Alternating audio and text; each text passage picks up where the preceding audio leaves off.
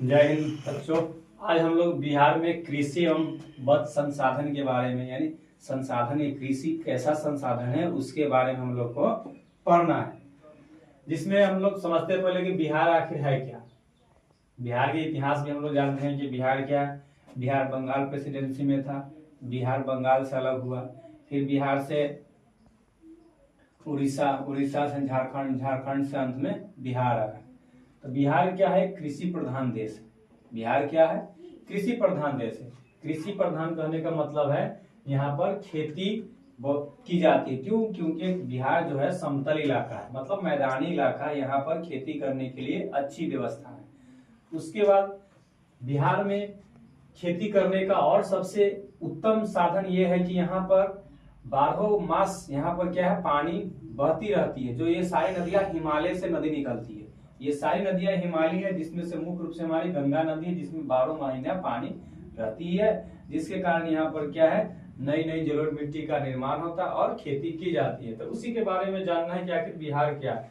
तो बिहार जब झारखंड सहित एक साथ था तो उस समय यहाँ पर लगभग 80% क्या है, कृषि किया जाता था। लगभग कितना परसेंट? 80% कृषि आधारित राज्य था,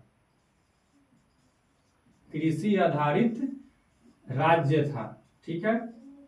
उसके बाद कह रहा है झारखंड विभाजन के बाद। झारखंड विभाजन कब हुआ? तो नवंबर 2000 में झारखंड विभाजन हुआ।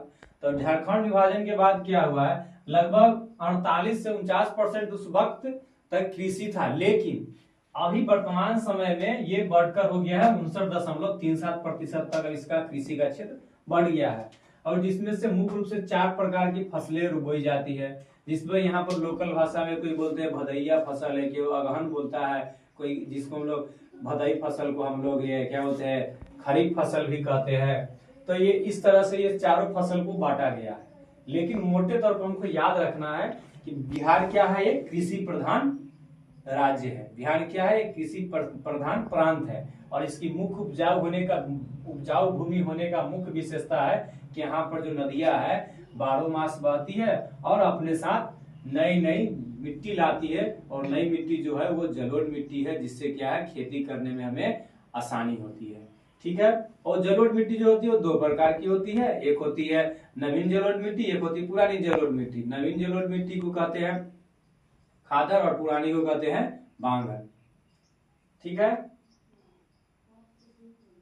अब हम लोग को जानना है कि फसल जो हो रहा है, ये फसल कौन कौन से फसल है। तो हम लोग पहले बता दें कि भदई फसल को भी खरीफ फसल कहा जाता है। तो ये कब शुरू होता है? तो ये शुरू होता है मई जून के महीने में। खरीफ फसल क्या है, मई जून के महीने में शुरू होती है और सितंबर से लेकर अक्टूबर लास्ट तक ये खत्म हो जाती है।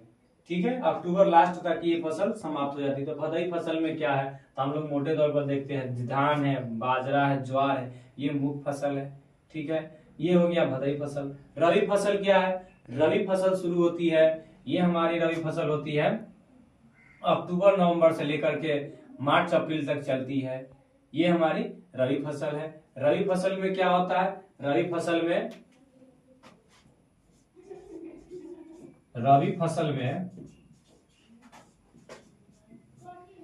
फसल में आते हैं गेहूं,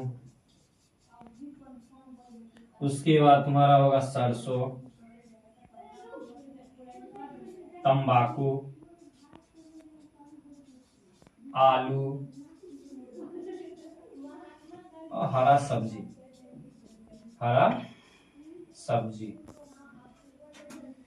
तो ये रबी फसल है। रबी फसल में क्या होता है कि गेहूं है, सरसों है, तंबाकू है, आलू है, हरा सब्जी है। तंबाकू के लिए बिहार में तंबाकू का सबसे फेमस जिला जो है, तंबाकू जो है बिहार में सबसे ज्यादा होता है वैशाली, समस्तीपुर और मुजफ्फरपुर।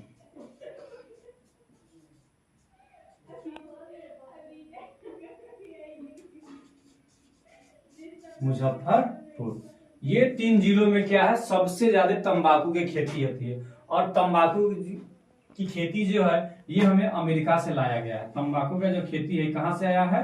अमेरिका से आया है। तंबाकू का उच्च नस्ल किस्म का जो खेती है ये अमेरिका से लाया गया है। ये हमारा आलू भी है। आलू क्या है? आलू भी अमेरिका से ही लाया गया है। आलू क्या है? आलू भी अमेरिका से ही उच्च नस्लों का आया है, अमेरिका से ही आया है।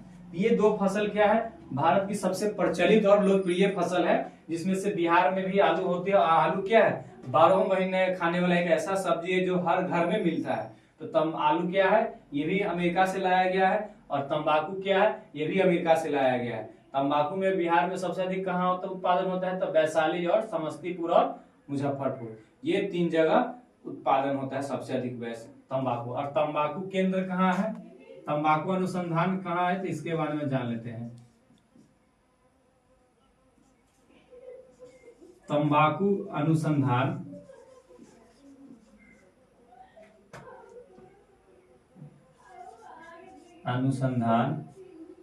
आंध्र प्रदेश में। कहाँ है? आंध्र प्रदेश में। ठीक है, तो हमने जान लिया कि आखिर रबी फसल क्या है, भदाई फसल क्या है। उसके बाद क्या है? रबी फसल भी जान लिया, भदाई फसल भी जान लिया, फदाई फसल को ही हम लोग खरीफ फसल कहते हैं। ठीक है, अब कह रहा है कि गेहूं के बारे में चर्चा करते हैं। तो गेहूं क्या है? पूरे बिहार में सबसे अधिक गेहूं कहाँ उत्पादन होता है? रोहतास में होता है। मक्का सबसे अधिक कहाँ उत्पादन होता है? तो खगड़िया में होता है। और सब जिला भी है, सबसे कम और बहुत कम सब जगह, लेकिन हमको जानना नहीं, हमें सिर्फ इतना जानना है कि सबसे ज्यादा कहाँ होता है। उसके बाद क्या? मोटे अनाज में आता है मधुबनी और किशनगंज, ये 2 राज्य सबसे अधिक है। ठीक है, तो हमने जान लिया कि तंबाकू कहाँ से आया है, आलू कहाँ से आया है। उसके बाद ये फसलें खरीफ फसल, भदाई फसल और बिहार का कृषि में उपजाऊ क्यों है, इसके उपजाऊ होने का कारण क्या है? क्योंकि हमारा जो बिहार है, उत्तर बिहार सबसे अधिक उपजाऊ भूमि है, क्योंकि ये हमेशा बाढ़ से ग्रसित रहता है। ये 12 महीना इसमें पानी रहती है और हर वर्ष क्या होता है? ये दाहड़ के कारण इसमें नई नई मिट्टी आती है। ठीक है, तो हमने ये सारा टॉपिक जान लिए हैं। आप लोग उतार लीजिए, फिर आगे चर्चा होगी।